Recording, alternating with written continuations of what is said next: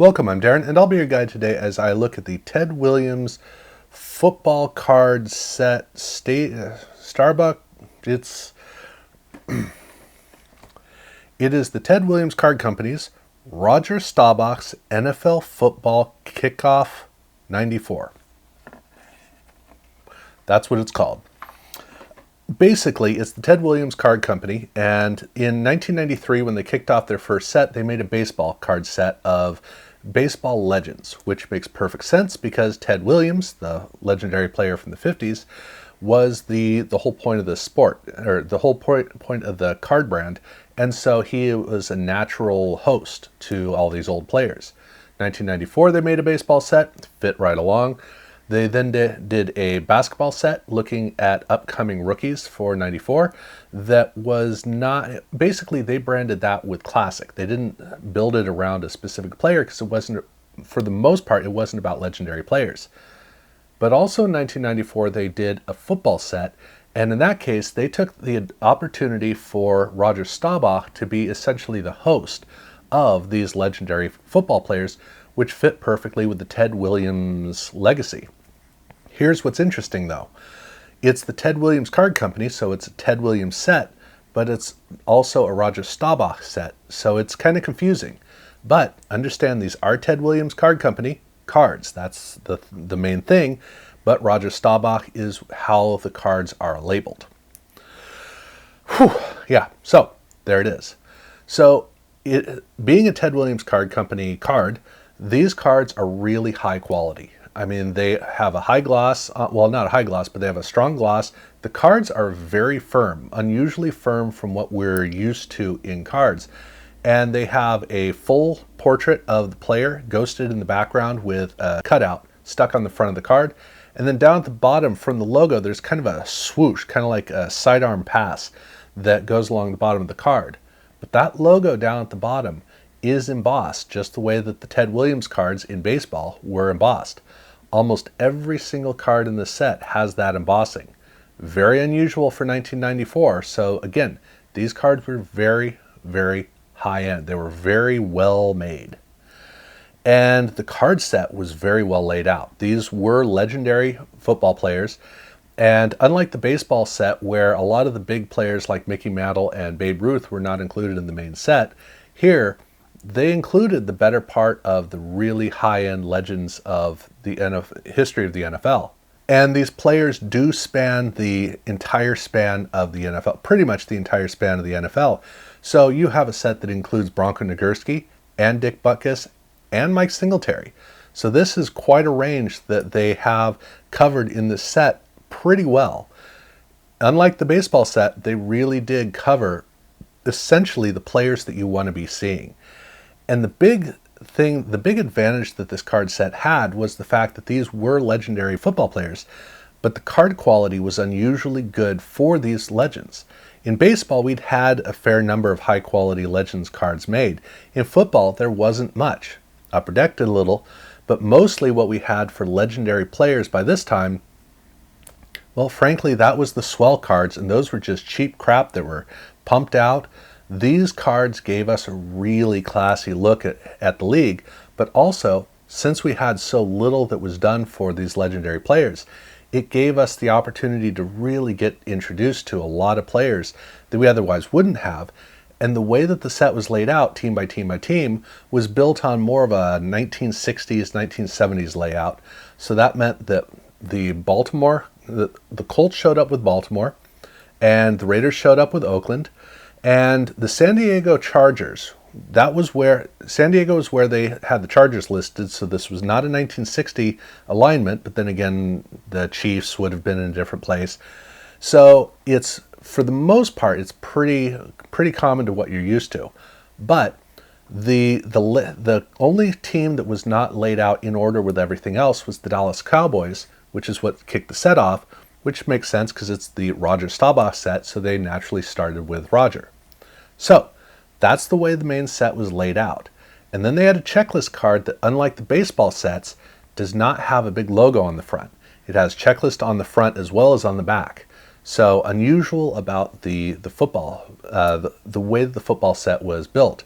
But that's not the only way. So they did have a couple of subsets, and since we're talking about checklists, each one of these subsets does have a checklist at the end of the 9-card group. So the whole set is built around groups of 9 subsets. The inserts were done that way almost exclusively. And so the last card in each subset was essentially a title card on one side, checklist on the back. In these cases, these 3 checklists for subsets, they don't have embossing. Only cards in the set that don't. But they have, like I said, they have the logo on the front, checklist on the back.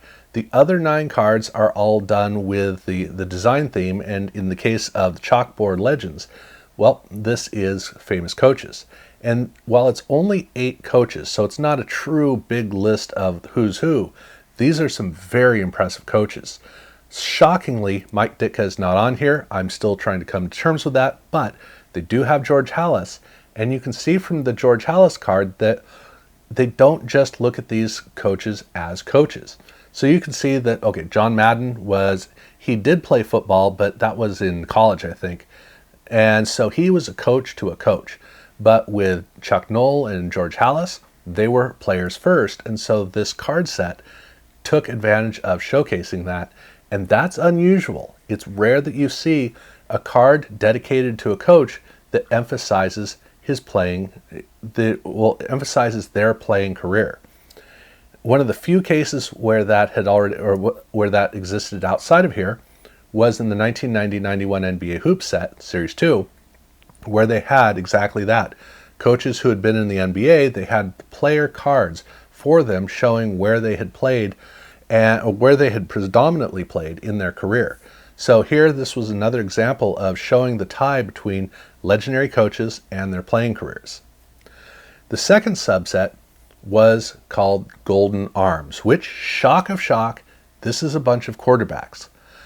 But while these quarterbacks are all legends, they're also from the 60s and the 70s. Y.A. Tittle is the oldest quarterback in this list. They do not have either Sid Luckman or Sammy Baugh. They just didn't get into that era of quarterbacking. So this fits more in line with the way that the baseball card sets were approached, 60s and 70s players. And then the last insert set that they had was a direct carryover from the baseball set, which was their Dawning of a Legacy cards. This looks at 2 different players who were young players who were just starting to make waves. So you were getting excited about their career. And in the case of the football set, it was Brett Favre and Neil O'Donnell. Those were the 2 players that were showcased in this set for up-and-coming, exciting future careers of these players. I sure hope that one of them has a success and the other quarterback is Brett Favre. So that was the set, 90 cards. They didn't get too much further into it because unlike baseball, where there were a bunch of stories to be told, football didn't quite have that in the same way. Because in baseball, you had a women's baseball league during the war, and you had an African-American baseball league during segregation. Well, in football, yes, there were black football leagues, but there were a lot of leagues. The NFL was merely the league that survived. There were leagues all over that were high quality to the point where the Minnesota Vikings, the Cleveland Browns, these were teams that were in alternate leagues. Even though the NFL was the de facto league by that time, they were still in leagues that were so good that when they came into the NFL, they were already championship caliber. That's the thing. There was lots of football until the AFL took so many quality players into that league that the NFL and the AFL now had basically a monopoly on quality players. Prior to that, there were a lot of other leagues, and none of them were really worth talking about, and this set really wasn't the place to talk about the AFL necessarily, because that was a story we actually knew. So there was just very little reason for this card set to expand too far out with subsets to tell alternate stories. That just wasn't a need for the NFL audience. So the set was kind of basic, but they did have a lot of insert sets and SP cards. Specifically, they had 3 SP cards, and unlike baseball, where they were numbered in sequence, in this case, each card was a standalone card with a standalone card number, starting with the Ted Williams card. This card looks like it should be a baseball card. It has the same gold border around the outside of a sepia shot of the player, And most significantly, they have the Ted Williams logo, or Ted Williams Card Company logo, not the Roger Staubach logo, which we saw on all the other cards. So this card definitely looks like it should be a part of the baseball release, but this was released in football packs. Why? Well, it's Ted Williams, so it goes with the brand, and he's there as a quarterback, so it's actually themed. And the card does talk about the rarity of pictures of Ted Williams in a football uniform. Now, another thing you'll notice about this is that it's pinstriped. That's a whole bunch of little etch marks where it's a fishbone etching pattern, which gives an optical illusion to these cards that really does look cool, almost a satiny finish to the cards. And so this was something that they had already done in baseball. They were doing it here with the football card set, and it was a cool little tradition they were doing with Ted Williams cards. But this card can also be found with a red border. So instead of the gold print, it's a red print on the outside. The same can be said for the Charles Barkley card. This is CB1, so it's its own standalone. Also has the gold border around the outside, but this time it's around a full color image of Charles Barkley. And in this case, you can see that now it has the Roger Staubach logo as opposed to the Ted Williams logo. So this fits in better with the football release. Again, it has the pinstriping, and again, it can be found with the red coloring. So that's both of these cards. Very rare to find them with red coloring, but they do have the red parallel. And then the third card is the Fred Dryer card. And this insert card, it looks at Fred Dryer, who had been a member of the Fearsome Foursome, the LA Rams defensive line of the 1960s. And the key to why Fred is known is the fact that he then became a very successful actor. Now, his teammate on that same Fearsome Foursome line, Merlin Olsen, also became an actor. I mean, you've also got to throw in Jim Brown, Dick Butkus. For crying out loud, what about Mongo, the most famous of all the football players turned actors? There were quite a few players who had done that, but in the case of Fred Dryer, he had become an action star heading a TV show called Hunter, and he played Hunter. So that's the whole point. They're talking about how he was now headlining a major action TV show in this, I think it was going on at the time in the 1990s. So that's the reason for this SP card. So those are the SP cards.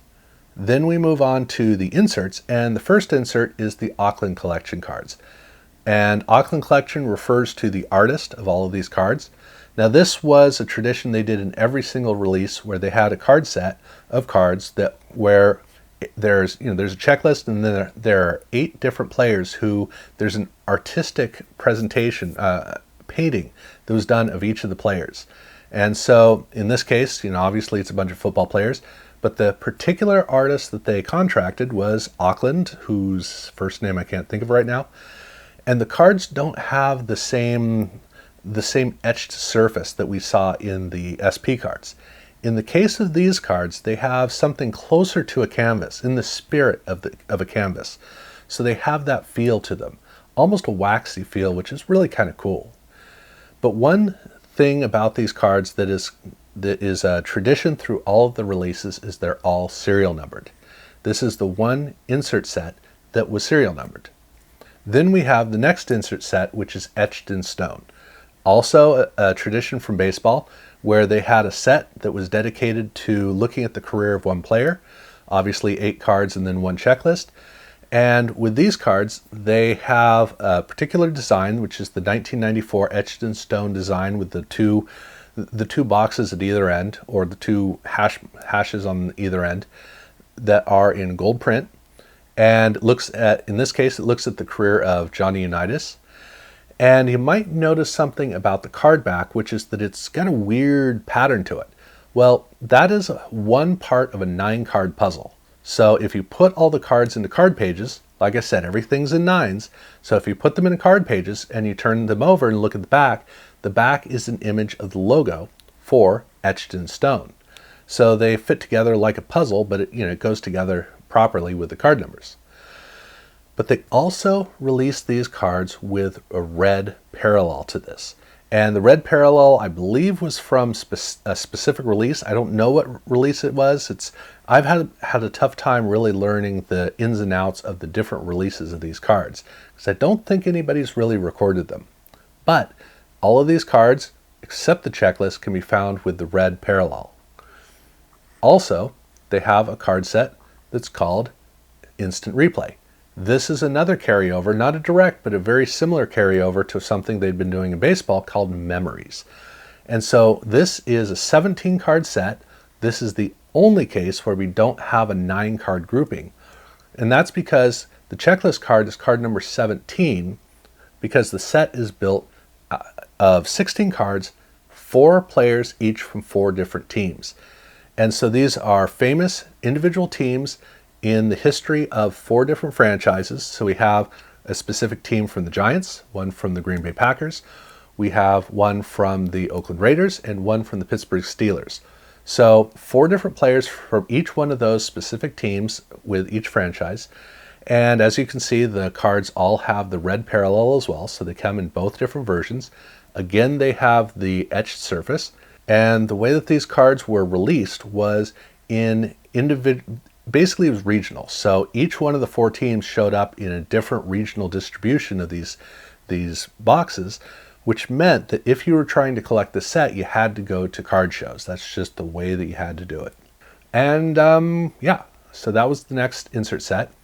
And then they have a set called Path to Greatness. And this is a set that can easily be perceived as being miscut. It's not. That is the design. A half bleed with 2 thin borders on the opposite corner. And it's really weird how they design these cards, obviously with the red parallel, but this is the particular way that the cards were designed and intended. So no, it is not miscut. It's just a weird design. And then the next set is it's another set that's dedicated to a player, but just like in baseball where they had an etched in stone set, and then they also had another set dedicated to a player that was not etched in stone because of the particular release path that or the particular packs that it was available in. So too in football did they have a set for Sweetness, which is Walter Payton's nickname. So the set's called Sweetness, and it is an 8-card set of Walter Payton cards with the 9th card that is a checklist, as you can imagine.